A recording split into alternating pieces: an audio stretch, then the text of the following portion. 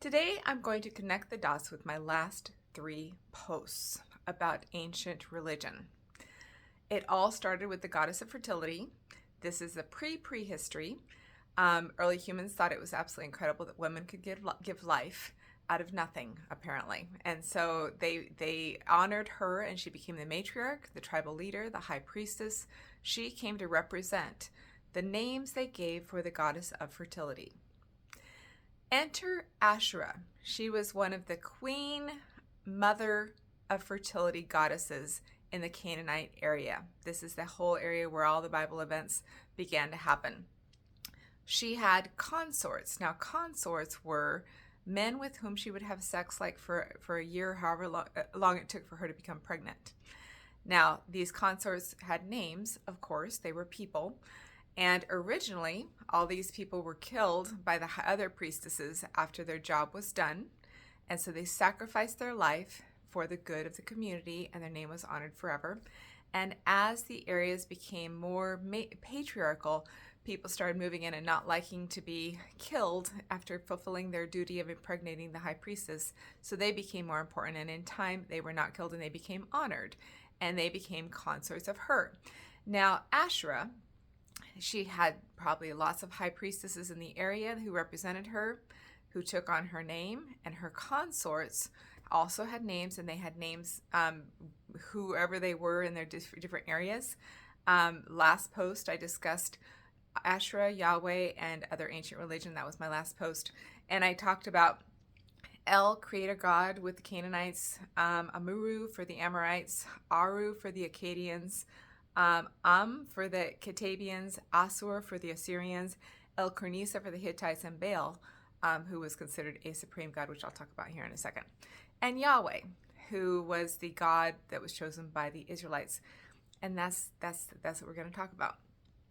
In time, as the patriarchy took over, their consort became the god.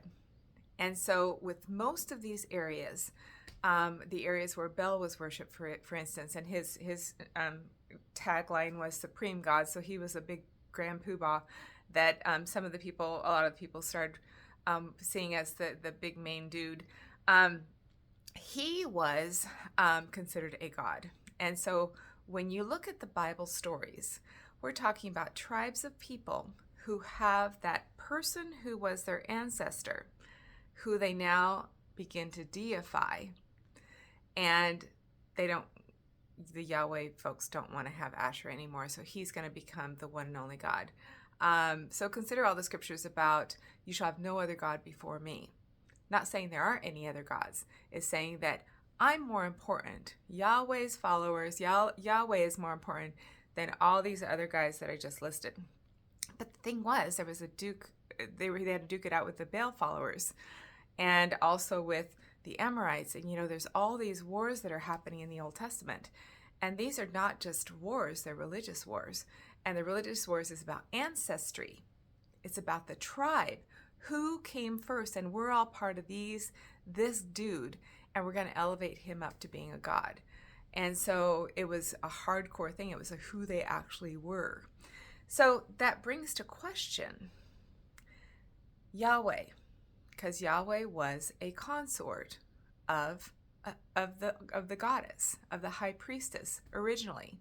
And in time, he became God with a capital G, and everybody else was just a fake small g god. And they had to vanquish Asherah, and they had to vanquish all these other people because they wanted to make sure he was the grand poobah, that their tribe would be more important than all of the other tribes.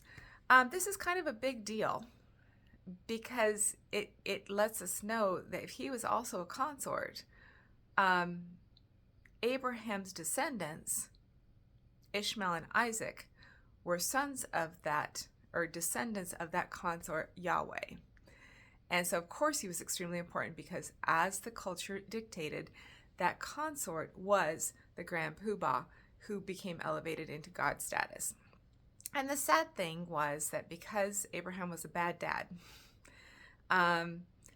the Ishmaelites later on became the Muslims, the followers of Islam.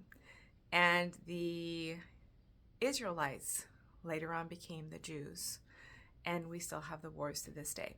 So I hope this gives you some context of religion and how it formed and why it formed and why things were as they were, and each of those different belief systems with all those consorts felt they were right, and they felt that they needed to be more important than everybody else, and they needed to kill everybody off so they would believe them more. And there was this culture of dominance that then took over, which was kind of part of the patriarchy. And that dominance included removal of Asherah and removing women from all their power if you were a Yahweh follower, if you were a descendant of Yahweh. And the other folks just kind of got killed off. So in my book, in chapter 1, we talk about asking questions. We talk about how many people were killed in the genocide of the Israelites crossing the desert because they had to kill off all these other belief systems because they wanted their consort, their God, to be above everybody else. And in chapter 6, we discuss, the Abrahamic side of things. And all of this is in my book, Who Am I? A Deep Dive Through Spiritual Wounding to Identity. It's a big book. It's a deep dive because I want you to be able to ask your questions and come out feeling like you are standing on solid ground. And I hope that you are able to take this information with knowledge, with your heart, with wisdom, and really consider, who am I in this belief system, and is that going to work for me? And we'll talk about that more. Thanks. I'll see you soon.